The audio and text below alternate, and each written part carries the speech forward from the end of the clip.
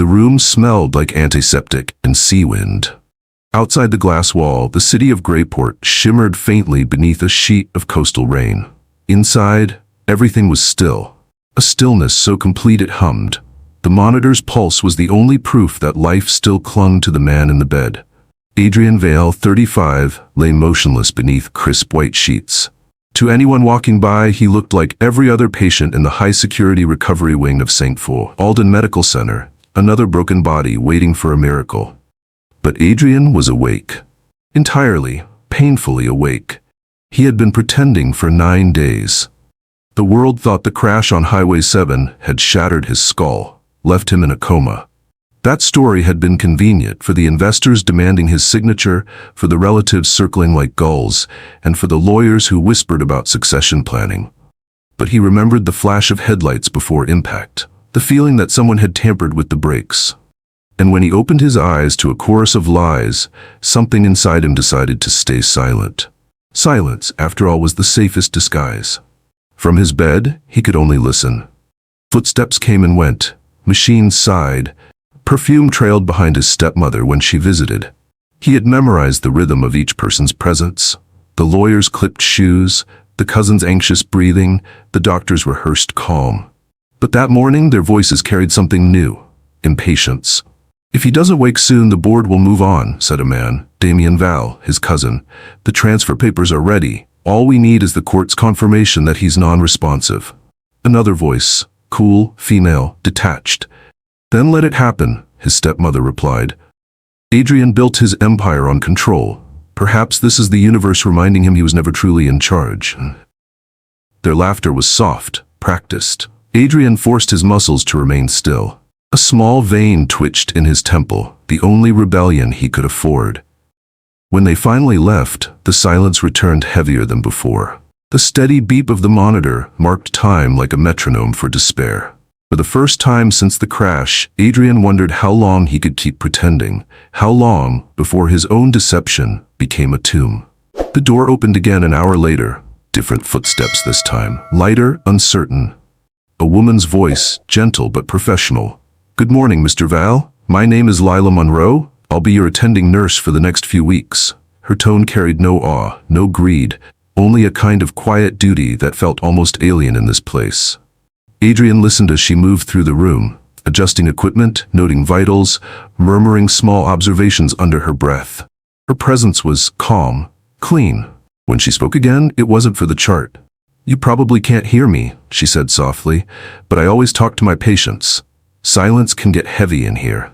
She pulled a chair to the bedside and sat, the vinyl creaking. "I used to work in the military ICU. Different kind of noise there. Alarms, shouting, panic. Here it's the opposite. Everything looks peaceful, but it's not. People think quiet means healing. It doesn't always." Adrian felt the faintest warmth under his ribs, the first trace of something human reaching through the cold. He wanted to move, to tell her, "I hear you." But his body remained a cage. Lila began to read aloud from a paperback she had taken from her pocket, "The Old Man and the Sea." Her voice was steady, unhurried, carrying through the sterile air like a heartbeat. He was comfortable but suffering, although he did not admit the suffering at all. Her voice blurred, then faded into the rhythm of the monitors. Adrian closed his eyes and listened to the ocean outside, the rain, the story of a man fighting something vast and invisible. For the first time since the crash, he didn't feel completely alone. When she left, she said quietly, "See you tomorrow, Mr. Vale. Try not to give up on me just yet." The door clicked shut. Adrian exhaled, a fraction of a sound that no one heard. But in the deep hum of machines, something shifted. Not in his body, but in the air itself. The silence no longer felt like safety.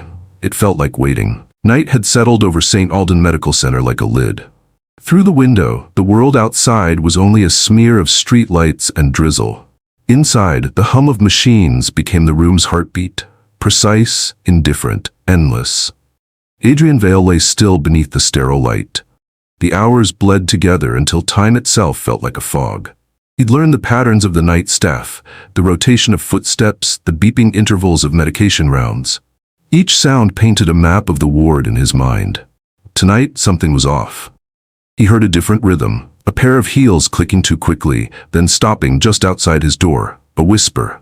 Then another voice joining in, lower, tense, male. "You're not authorized to adjust his dosage." "It's a direct order," the man replied, "from administration." "Then I want to see it signed." Dr. Hanover signed it electronically. "That's impossible," the woman snapped. Hanover retired 2 years ago. The silence that followed was sharp enough to cut through the air. Adrian's pulse thudded faster under the monitor's calm beeps. He recognized the woman's voice, Lila Monroe. The man's? He couldn't place it. Maybe one of the night supervisors. He strained to listen, muscles locked, eyelids still. "Look," the man hissed. "You didn't hear that name? Just administer the new batch. That's an order. And if I refuse? Then tomorrow you'll be reassigned. You don't want another mark on your record, do you?" The sound of a plastic tray shifting. Footsteps leaving. Then nothing. Only the hiss of the oxygen line and the mechanical rhythm of his borrowed life.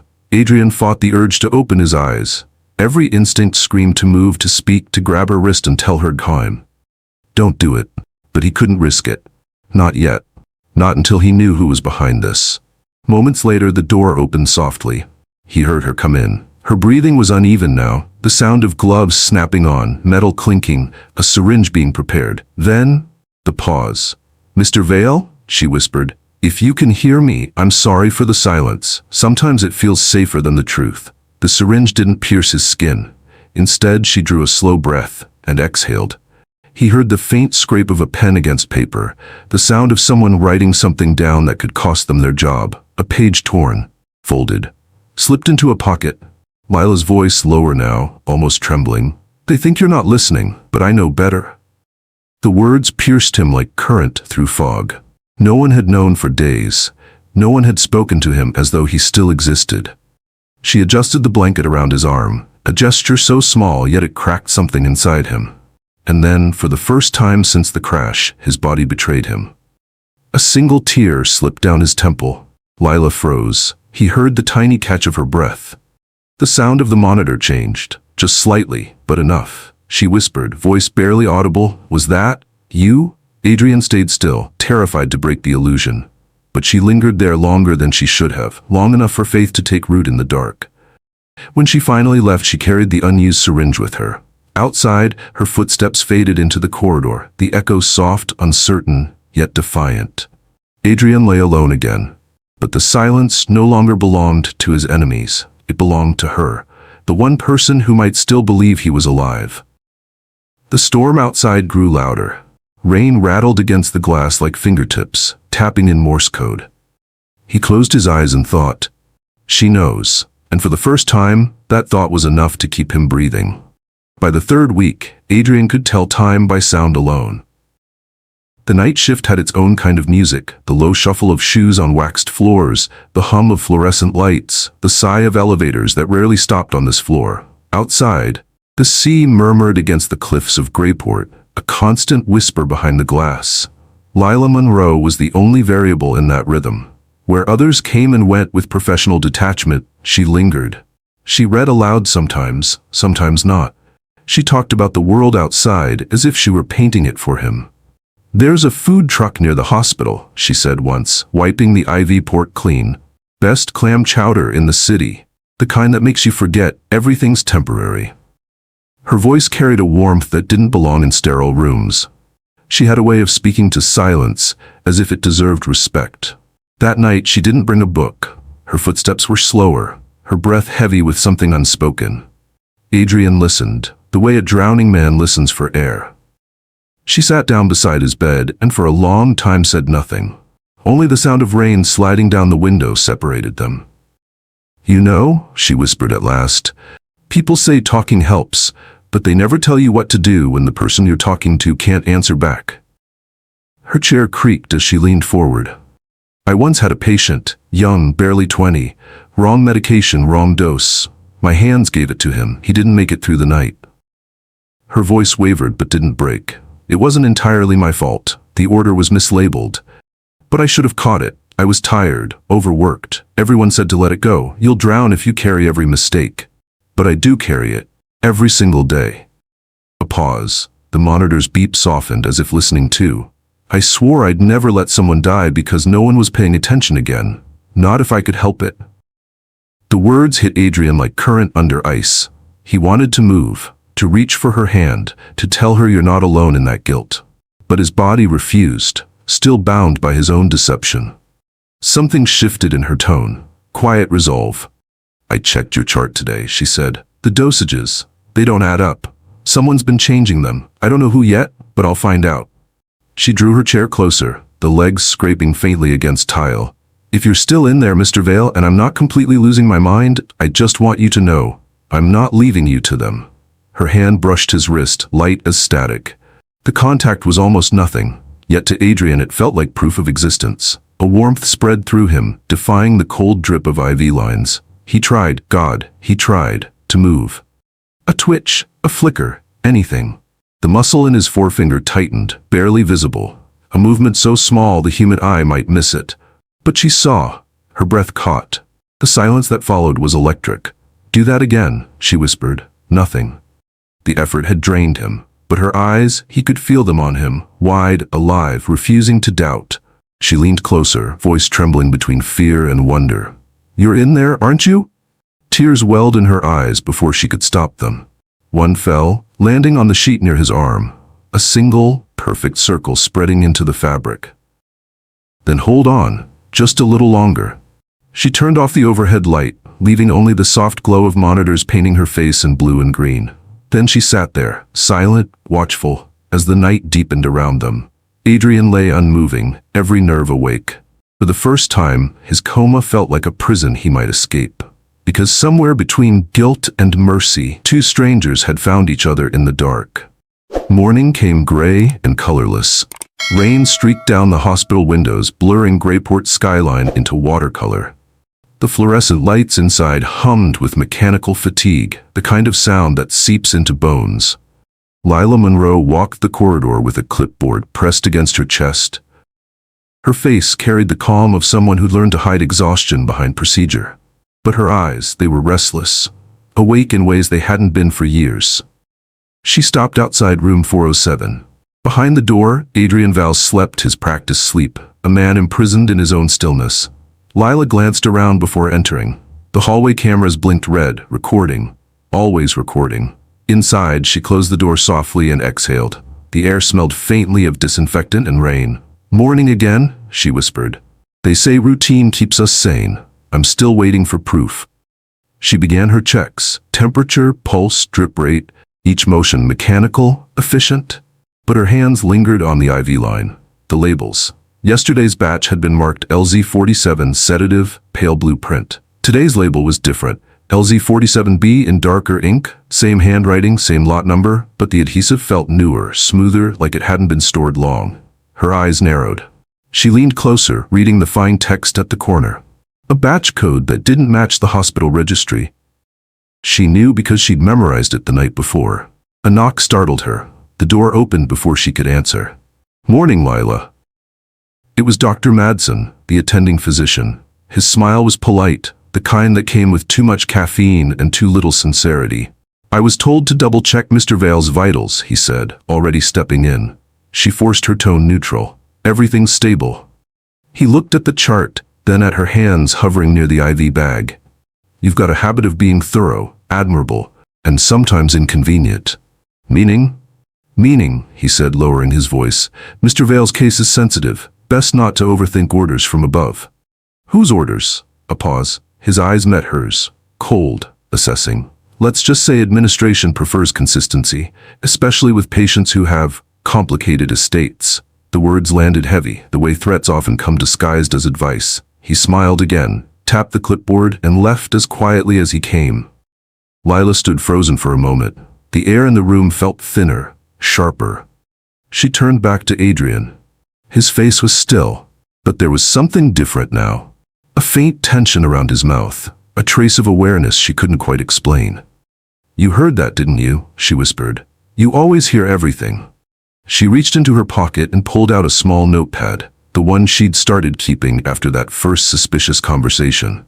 Each page filled with dates, dosages, initials, and tiny notes in shorthand only she could read. She flipped to a blank page and wrote, LZ47B, not in system? Dr. M administration link? Then, lower, don't trust anyone. She tore the page, folded it twice, and slipped it into the lining of her shoe. When she looked up, Adrian's eyelids fluttered. A brief, almost imperceptible motion. Her breath caught. If that's you, Mr. Vale, blink again. Nothing. The monitors kept their calm rhythm, as if mocking her hope. But she smiled anyway. A quiet, fragile smile meant for both of them. All right, she said softly, adjusting the blanket. Then we'll both keep pretending. Outside, thunder rolled across the bay, distant but moving closer. In that moment, the hospital didn't feel like a place of healing anymore. It felt like a chessboard, sterile, gleaming, and full of secrets waiting for someone brave enough to move first. Lila glanced once more at the door, then back at Adrian. Her whisper barely rose above the hum of machines. If they're trying to bury you, Mr. Vale, they'll have to get through me first. And for the first time, she wasn't sure whether she'd spoken to him or to herself. By dusk, Grayport vanished behind a wall of rain. Wind lashed against the hospital windows, bending the coastal pines until they looked like silhouettes in agony. From the recovery wing, the sea was only a sound, a deep, restless growl rising between thunderclaps. Lila Monroe had been on her feet for 14 hours. Her uniform clung to her skin. Her pulse mirrored the rhythm of the storm outside. Most of the staff had already retreated to the lower floors. Power flickered. The emergency lights buzzed like nervous bees. She stood in the doorway of room 407, staring at the man who shouldn't still be alive. Adrian Vale lay as he always did, still, immaculate, untouchable. But tonight, something about him looked different. The faint tremor beneath his jaw, the way his chest hitched just slightly out of rhythm with the monitor's calm pulse. You're fighting it, aren't you? She whispered. Whatever they're giving you. Her fingers hovered over the IV line. The label, LZ47B, gleamed faintly under the emergency light. She checked the system 3 times that day. The medication batch didn't exist. And now, in the storm, she could feel it, the hospital's silence shifting from negligence to menace. Lightning struck nearby, plunging the corridor into darkness. The backup generator groaned to life, but weakly. Only half the monitors blinked back on. The machine beside Adrian beeped once, faltered, then steadied at a slower pace. Her breath quickened. No, stay with me. She grabbed a flashlight, the beam trembling in her hand. The IV bag was half empty. The flow regulator hummed irregularly, a tiny pulse of liquid slipping into his veins. She could call for help, but help meant them. The people who had signed the orders, the people who wanted this man to never wake. Her mind replayed the words from the night supervisor. If you want to keep your job, follow instructions. Then another voice, her own, from years ago, echoing in memory, he'll be fine, it's the right dose. That was the night her younger brother never woke. Her throat tightened, thunder rolled so close it shook the floor. Lila looked at Adrian, the faint sheen of sweat on his forehead, the quiet twitch at the corner of his eye. The body never lies, she thought. Machines do. Her hand moved before her fear could catch up. She pulled the IV from its port and dropped it into the disposal tray. The line went flat. The machine screamed in protest. She silenced it with one press of her thumb. If I'm wrong, she whispered, then I lose everything, but if I'm right. Lightning illuminated the room in a flash of sterile blue. She leaned closer, searching his face. For a long moment, nothing. Then a sound. Not from the machines, but from him. A faint, deliberate inhale, the first in days.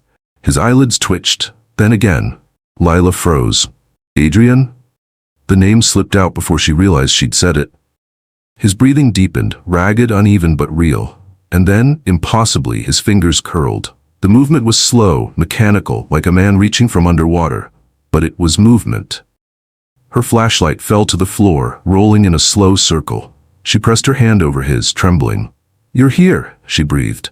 You're really here. He tried to speak. No sound came, but his lips parted, a silent shape of words. She leaned closer, her heart pounding so loud it drowned out the storm. Who?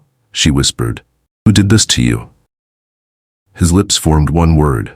She couldn't hear it, only feel the faint movement against her fingertips. She understood anyway. It wasn't a name, it was a plea. Don't stop, she nodded, eyes burning.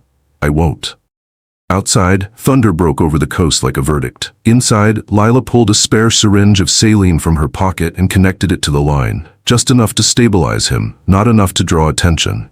She wiped her eyes, forced herself to breathe, and whispered, "You're not a ghost anymore, Mr. Vale. You're coming back." The lights flickered once more, then held steady. Adrian lay still again, but not the same. Now his stillness had intent, awareness, waiting. Lila sank into the chair beside him, exhaustion and adrenaline fighting inside her. Somewhere deep down she knew this moment would cost her license, her career, maybe even her freedom.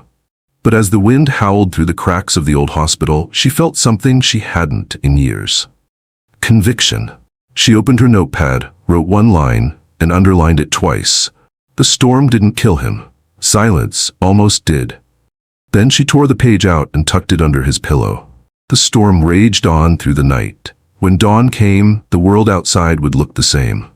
But inside room 407, everything had already changed. The storm broke at dawn, leaving the world washed and hollow.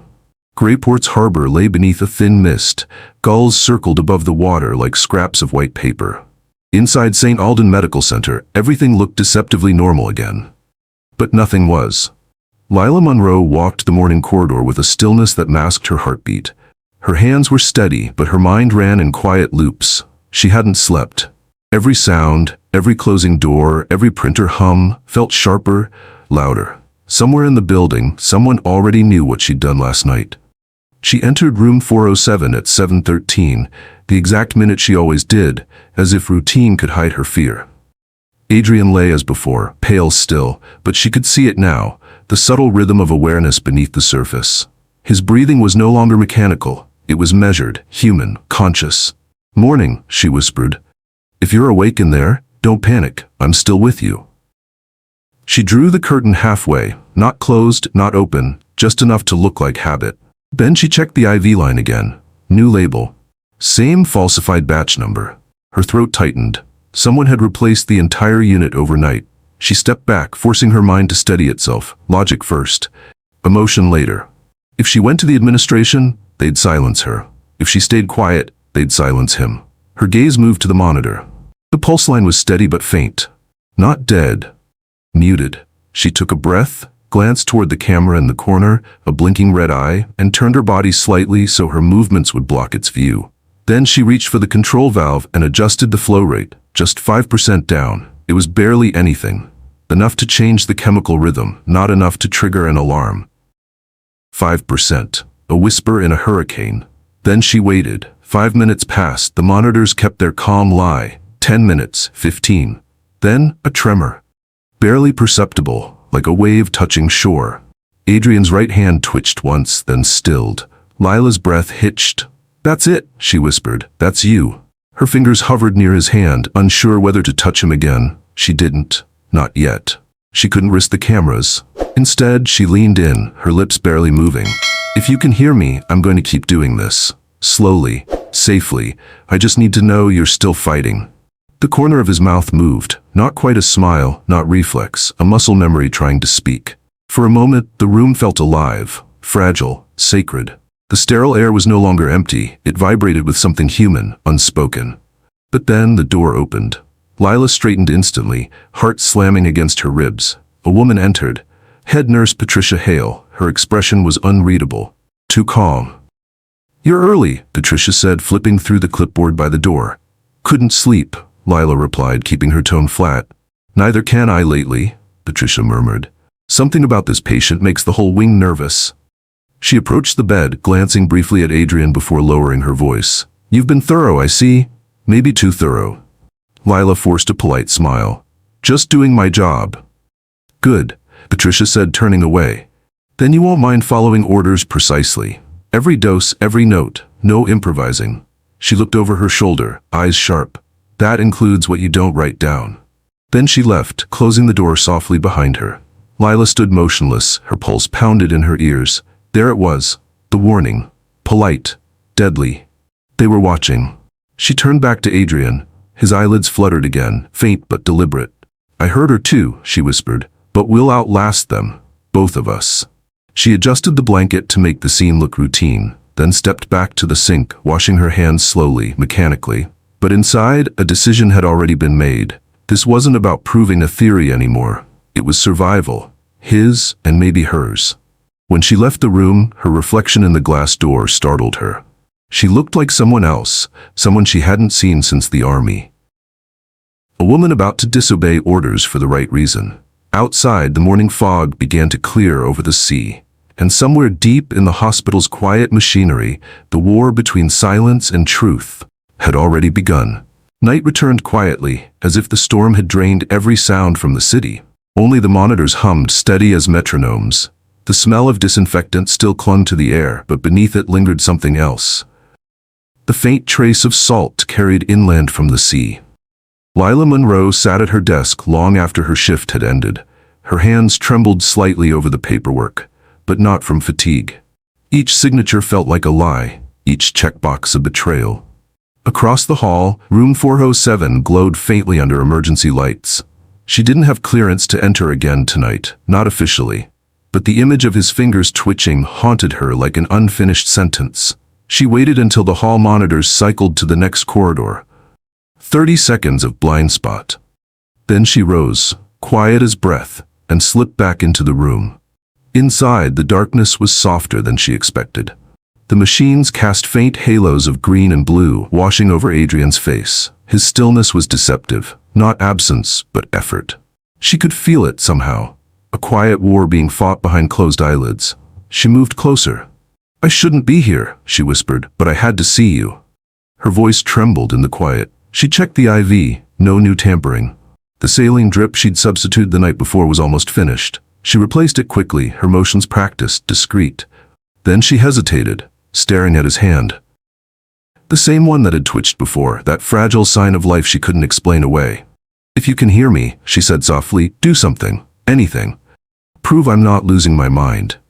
Nothing moved. The only sound was the slow, patient rhythm of the monitor, one tone, then the next, precise as a clock. She waited. 10 seconds, 20. Her throat tightened. "Please," she whispered, "I can't do this alone." Then, a faint pressure, barely there, but real. His hand closed around hers. Weak, trembling, but deliberate. Lila froze. Her heart lurched upward, sharp and painful. She looked down. The fingers tightened again. Not a spasm, not a reflex. A choice. A sob escaped her, quiet and raw. She covered his hand with both of hers, as if anchoring him to the world. "You're here," she breathed. "You're really here." His eyelids fluttered. The muscles around his mouth twitched, forming soundless words. She leaned close, her forehead almost touching his. "It's okay," she said. "Don't push too hard. You're safe." But she wasn't sure that was true. Not anymore. Every heartbeat of this connection, this proof of life, was a risk. If anyone walked in now, they'd both lose everything. Yet she didn't move. She couldn't. Tears slipped down her cheeks, falling onto his wrist. His pulse, faint but steady, thrummed beneath her fingers like a fragile engine restarting after years in the cold. When she finally spoke again, her voice was lower. Steadier. "I don't know who's doing this to you, but I promise, I'll find out, and I'll get you out of here, even if it costs me everything." She squeezed once. His fingers answered, barely, and that was enough.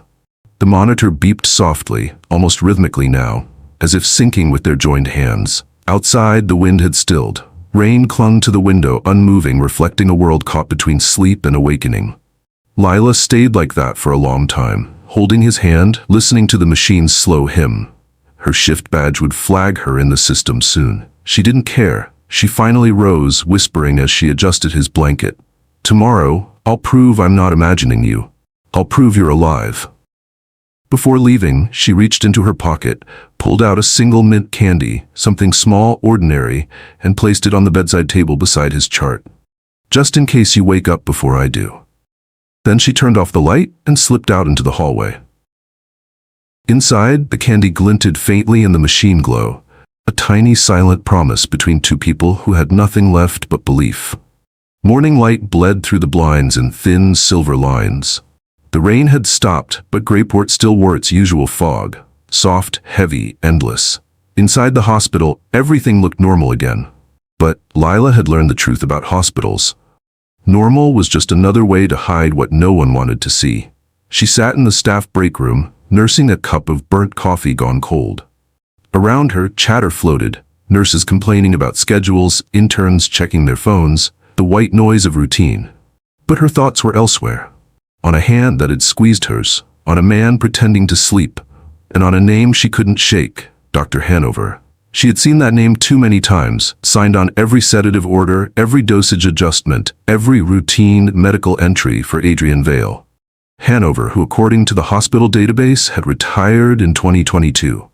2 years ago. The fact stuck like glass in her mind. Her shift hadn't started yet, but she knew she couldn't wait. She opened her laptop, heart drumming, and accessed the hospital's internal portal. The system loaded slowly, as if reluctant to reveal its secrets. Her fingers moved with careful precision, typing in Hanover MD, personnel record. Status, retired. Last login, 7:42 days ago. Access level, revoked. Yet his signature appeared on an order dated last week. Her jaw tightened. That wasn't human error. It was a forgery. Or worse, a ghost account left open on purpose. A sound broke her focus, the creak of the break room door. She snapped the laptop shut just as a voice said, "You're in early again." Patricia Hale, the head nurse, stepped in holding a folder. Her tone was pleasant, her smile automatic, but her eyes didn't match. "Couldn't sleep," Lila said evenly. "You should try," Patricia replied. "Overwork makes people see things that aren't there." Lila forced a small smile. "I'll keep that in mind." Patricia set the folder down and poured herself coffee. Her hands didn't tremble. They never did. "By the way," she added, almost casually, "administration noticed you stayed past your shift again." "Mr. Val's room, wasn't it?" The words dropped like pebbles into still water. "I was finishing charting," Lila said quickly. "Of course," Patricia nodded. "It's admirable, really, caring too much. Just be careful. That man's case has too many eyes on it." Their gazes met, polite, steady, razor sharp. Patricia left with her folder and that same soft smile. Lila waited until the door clicked shut before breathing again. Her hand found the pendant at her neck, a small silver cross she no longer prayed to. "Too many eyes," she murmured. "Then I'll have to move quietly." That evening, the hospital corridors emptied early, an unspoken courtesy when the weather turned bad. Lila used the lull to her advantage. She slipped into the records room, a narrow space lined with old file drawers and humming servers. The light flickered once, then steadied. Her badge beeped low access, denied. She tried again, slower, angling it slightly. The door clicked open. Inside, she scanned the patient index until she found it. Vale, Adrian, Private Care Wing, Level 4. File, restricted, locked behind 2 passwords. But whoever falsified Hanover's credentials had left digital fingerprints. She found a string of activity logs connecting Hanover's ghost account to a single terminal, Admin Office 4B. And the login? V. Vale. She froze. Victor Vale, the half-brother, Adrian's heir presumptive. The realization was cold, surgical. It connected every thread, the false sedation, the transfer orders, the subtle warnings. It wasn't negligence, it was orchestration. Behind her, a sound, a floorboard, soft but definite. She turned. The hallway was empty. Still, her pulse spiked. She shut the terminal, wiped her traces, and slipped out. But as she walked back toward the ward, she saw something that made her stop. At the far end of the corridor, under the exit sign's red glow, Patricia Hale stood with a phone pressed to her ear. She didn't speak. She just watched Lila walk past. Then she turned away. Back in room 407, the machines glowed softly in the dark. Adrian looked the same, still, distant, unreachable. But Lila no longer saw a patient. She saw a secret someone wanted buried. She sat beside him, whispering more to herself than to him. "They're forging orders in your doctor's name. Your brother's behind it. I don't know why yet, but I will." She brushed a stray hair from his forehead, her fingers trembling. "If you can hear me, blink, move, anything. Let me know I'm not doing this for nothing." Seconds passed. Then his hand, that same quiet, deliberate motion, shifted once, the faintest movement toward her. Her throat tightened. "Okay," she whispered. "We're in this together." The monitor beeped. Slow, steady. Outside, lightning flickered again, pale and distant. Inside, 2 people sat in silence, both pretending for different reasons. One pretending to sleep, the other pretending not to be afraid. And for the first time, the silence didn't separate them. It bound them. By morning, Greyport's sky looked like unpolished steel. The rain had paused, but the air was thick, heavy, waiting for something to fall again. Lila Monroe walked into Ward C carrying the same clipboard as always. but her steps were slower. Careful. She had barely slept. Every shadow in the corridor felt sharper. Every reflection in the glass looked like someone watching. When she reached room 407, the blinds were already drawn. That was wrong. She always left them half open for the natural light. Her pulse quickened. She checked the handle. Unlocked. Inside, the room was spotless, unnervingly so. The bed sheets had been changed, the floor gleamed. Even the faint smell of saline had been replaced by something sterile, perfumed. And Adrian was gone. Her heart stopped for a beat, then raced twice as fast. She spun toward the nurse's desk, the one that faced the observation window, and froze. Patricia Hale was waiting there. Looking for someone. The older woman's voice carried the smoothness of someone who'd rehearsed the line. "Patient 407, Lila said, trying to keep her tone professional. "I wasn't notified of a transfer." Patricia's smile didn't reach her eyes. "You wouldn't be. Administration made a late-night decision. Without physician sign-off, without yours." The silence stretched. Only the faint hum of fluorescent lights filled it. "Where is he?" Lila asked finally. "Resting," Patricia replied, flipping through a folder. "And before you ask, yes, he's stable. Your concern is noted." Lila clenched her jaw. "He was my patient. I have a right to know his." "What you have," Patricia cut in, voice suddenly sharper, "is a disciplinary review at noon." The words hung in the air like static. "Excuse me?" Patricia set down the folder, sliding a single sheet forward, an official form stamped internal audit conduct violation. "Someone accessed restricted records yesterday. Hanover's profile. Administration traced the log into your credentials." Lila's stomach turned to stone. "That's impossible. Don't lie, dear." Patricia's tone softened again, falsely gentle. "It doesn't suit you." The woman leaned closer, lowering her voice. "You're good at your job, Monroe. Don't throw it away over a man who won't remember your name when he wakes up, if he ever does." Lila forced herself not to react. Her palms were damp. Her pulse roared in her ears.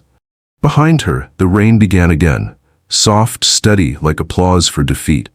"May I at least see the transfer paperwork?" Patricia's expression didn't change. "You may not."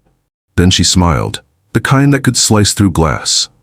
"You'll stay off that floor until further notice. Hand over your badge." The sound of the lanyard unclipping was louder than thunder. For a second, Lila thought she might actually collapse, but instead she stood taller, sliding the badge across the counter with steady hands. "You said he's resting." "That's right." "Then I'll rest too," she said quietly. "Until someone asks why a retired doctor keeps prescribing for a man no one's allowed to visit." Patricia's smile faltered just slightly. "Careful," she whispered. "Curiosity doesn't end well here." That afternoon, Lila sat in the staff lounge, staring at the clock on the wall. 12:07. No one had come for the review. No messages, no calls. Only silence, heavy, deliberate. She looked down at her hands, noticing faint indentations where her badge strap had been. Then she opened her notepad, the same one she'd hidden under her uniform pocket for weeks, and wrote one line in her precise handwriting. "If I disappear, look at the Vale Foundation's medical accounts." She tore the page, folded it, and slipped it beneath the ceramic mug on the table. That night, the hospital felt like a different world. Empty halls, dim lights, the hum of distant machines echoing through walls like voices underwater. Lila returned anyway. She moved through the corridors with the quiet certainty of someone who had stopped asking permission. Her heart pounded as she descended to level 2, the private recovery suites. When she turned the final corner, there he was, Adrian Vale. Moved to a smaller, darker room. No window. Only one monitor, one light. His face was paler now, thinner, as if the days had been stolen from him. She stepped to his side, tears burning behind her eyes. "They took you away from the light," she whispered, "but I found you." She reached for his wrist, feeling the faint pulse there, weaker but steady. "They're closing in. I don't know how long we have left." She leaned closer, her words trembling in the stillness. "If you can hear me, fight, for both of us." For a long moment, nothing. Then, faintly, impossibly, a whisper, not imagined, real. Barely air, barely sound, but his lips moved. "I trust you." Lila froze, tears spilling silently down her face. Her hand found his, and she whispered back, "Then I'll prove you were right." Outside, lightning flared across the harbor. Inside, beneath the hospital's hum, something new began. A heartbeat synced with another. a truth refusing to stay buried. The storm wasn't over, it was only changing form. Grayport slept under the weight of another storm. Fog crawled over the bay like a living thing, swallowing the streetlights one by one. At St. Alden Medical Center, the world had shrunk to shadows and machine hums, the kind of quiet that comes before something breaks. Lila Monroe moved through the service corridor, every step echoing against the tile. She was no longer a nurse tonight. She was an intruder. Badge revoked, name whispered in meetings she wasn't invited to. Her reflection in the glass door looked almost unrecognizable. Hair pulled back tight, face pale, eyes steady in a way that scared her. She reached the administrative wing. The card reader blinked red. She pulled a silver pin from her bun and slid it carefully along the panel seam. Click. The door opened with a soft sigh, almost as if the building itself had decided to let her in. Inside, the servers hummed, rows of machines breathing heat into the sterile air. Blue light flickered across the floor, painting her footsteps in fragments. She moved to the terminal labeled Val Foundation. Her fingers hovered over the keyboard, trembling only once. "Please," she whispered, "just show me something real." She typed in Hanover's ID. The system hesitated, then accepted. A list of transactions bloomed across the screen. Medical invoices, sedative purchases, private authorization signatures, each tied to one funding source, Victor Vale, through a shell charity for neurological care. She scrolled faster, pulse pounding. The dosages matched exactly, every falsified batch she'd seen. But there was something worse. A final entry marked permanent sedation renewal, dated tomorrow. Adrienne Vale was scheduled to be placed under indefinite induced coma protocol. Her breath hitched. No, not again. She pulled a flash drive from her pocket, the kind she'd kept since her army days, and began copying the files. The progress bar crawled like molasses, 8%, 27%, 64%. Thunder cracked above the building, shaking the ceiling tiles. When it hit 100%, she yanked the drive free and the monitor behind her came to life. A voice, calm, male, filtered through the intercom. "Miss Monroe, step away from the computer." She froze. The voice was familiar, smooth, calculated. "Victor Vale, I'd hoped we could avoid this," he continued. "You've been difficult to ignore lately." Her throat tightened. She looked up toward the corner camera. A red light glowed steady. "You're poisoning him," she said, her voice steady despite the fear. "Your own brother." "Such an ugly word," Victor replied. "I prefer maintaining control." Adrian was unwell, his judgment compromised. This way he remains useful, silent, compliant, and conveniently alive. "You're killing him." "No, I'm preserving him. You'd understand if you weren't so sentimental." Her hands clenched around the flash drive. "You'll answer for this." Victor chuckled softly through the speaker. "People like you always believe that truth is enough. It isn't. Evidence vanishes. Whistleblowers disappear. Hospitals bury everything, sometimes literally." A click. The server lights dimmed, then went out. He'd cut the power. Lila grabbed the flashlight from her pocket and ran. The corridor blurred as she moved, rain hammering the windows, alarms flickering from the backup grid. She clutched the flash drive to her chest like a lifeline and turned the final corner into Recovery Ward C. Room 407 glowed faintly under emergency light. Adrian was there, alone, still, the machines pulsing soft amber. His face looked drained, almost translucent in the half-dark. She slammed the door shut behind her, breath shallow, heartbeat deafening. "Adrian," she gasped, "you have to wake up now." She fumbled for the IV line. The label had changed again. New dosage, higher concentration. The line pulsed with faint blue liquid. "No," she whispered, "not again." She ripped the line free. The machine screamed a warning tone, sharp and metallic. She silenced it with one firm press, the way she'd done before. Then she leaned close, both hands gripping his arm. "Adrian, listen to me. They're gonna put you under for good. You have to fight. Do you hear me? You have to." A sound. Soft. Wet. Ret. He coughed. Once, then again. His eyelids fluttered open, slowly, painfully, revealing eyes glazed with confusion and light. For a second, he didn't seem to understand where he was. Then his gaze found hers, and everything between them, every whispered word, every silent night, converged into a single moment of raw understanding. She smiled through tears. "You're back." His voice was barely a breath. "How long was I gone?" "Long enough," she said, "but not anymore." He tried to sit up, Pain arched through his chest. She steadied him gently, her palm against his shoulder. You have to stay quiet. They'll come looking. Lila, he spoke her name as if testing reality itself. You saved me. Not yet, she whispered. We're still inside their walls. Outside, thunder rolled again, closer now. Inside, the lights flickered back to life, white and blinding. She looked up at the ceiling camera. The red light was on, watching. Adrian followed her gaze. Then, hoarse but deliberate, he said, "Let them watch." He reached for her hand, weak, shaking but sure, and held it. In that instant, every lie surrounding him cracked. He was no longer a patient. He was the witness they couldn't silence. Outside, rain swept against the glass in furious waves. Inside, two people sat beneath the glare of hospital light, awake, exposed, alive. The storm had shifted. Now it was inside the building. Morning came late to Grayport. Clouds hung low, thick as unspoken secrets. The rain had stopped, but everything, the glass, the pavement, even the air, shimmered as if the storm had carved the world anew. Inside St. Alden Medical Center, room 407 had been restored to its pristine illusion. Fresh sheets, sanitized air. Only the faint bruise on Adrian Vale's wrist hinted that something had changed. He lay still beneath the white blanket, eyes half-lidded. The perfect picture of a man lost between life and oblivion. To anyone watching, he looked comatose again. But beneath the surface, he was awake, listening, planning. Across the room, behind the glass, Lila Monroe stood disguised in the pale blue of a janitorial uniform. Her badge bore another name. She watched the monitors flicker, noting every detail, his pulse, his breathing, the camera's angles, the shift changes. She waited for the nurse to leave before slipping inside. "Can you hear me?" she whispered. His eyelids flickered once, the smallest confirmation. "They think you're still under," she said. "That's our only advantage now." He blinked twice. "I have the files," she continued. "The ones that prove Victor's been funding your sedation. It's enough to expose him, if we can get them out."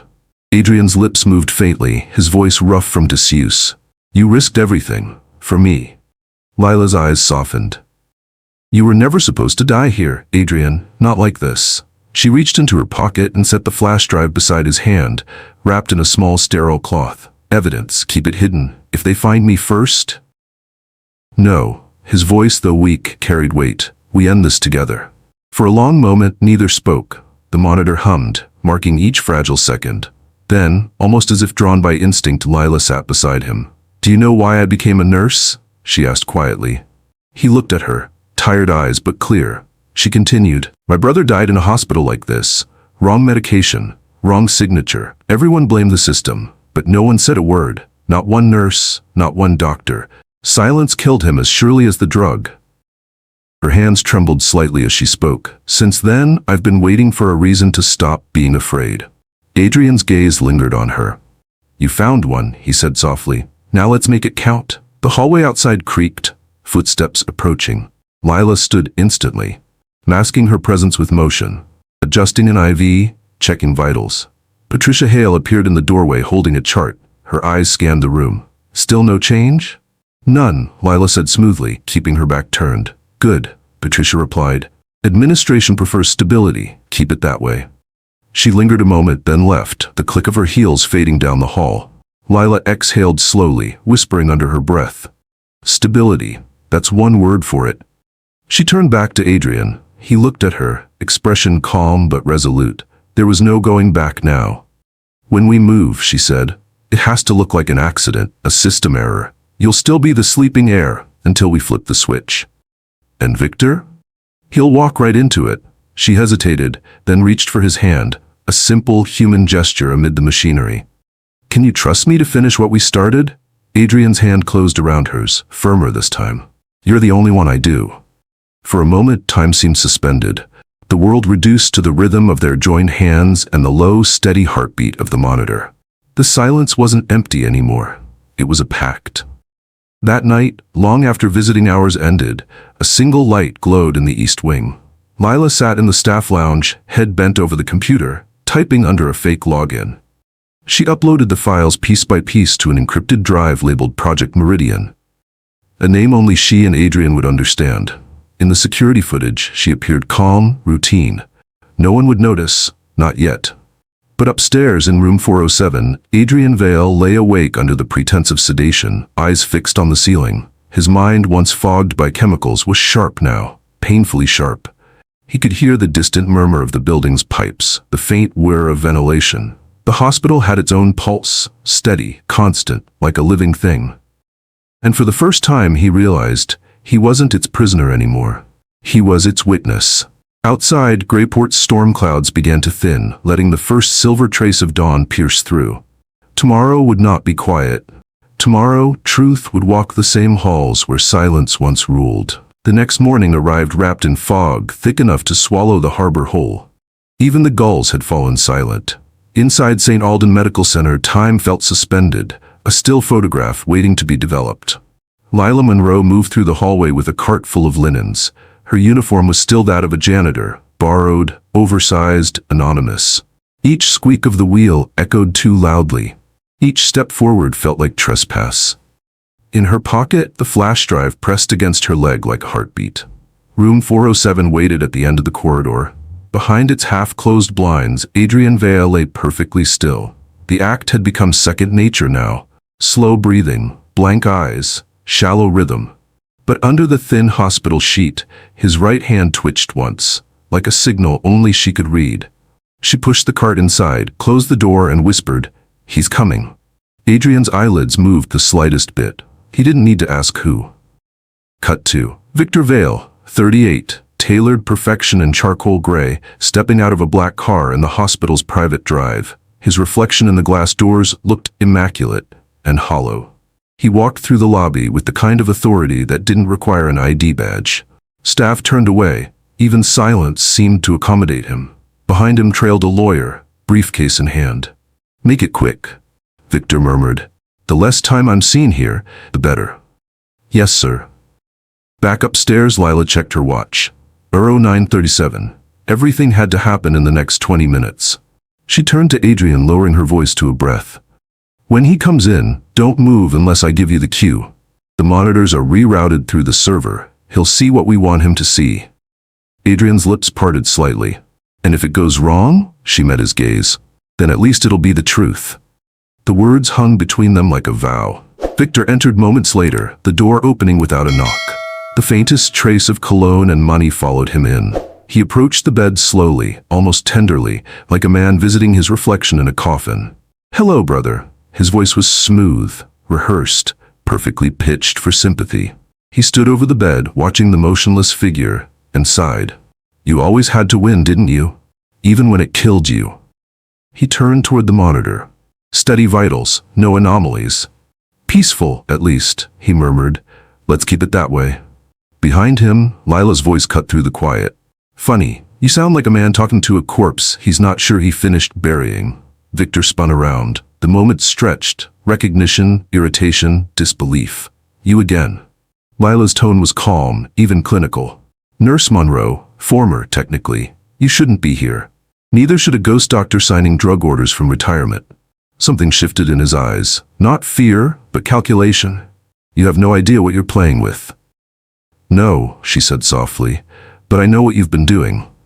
She took one step closer. Her badge, fake, caught the overhead light.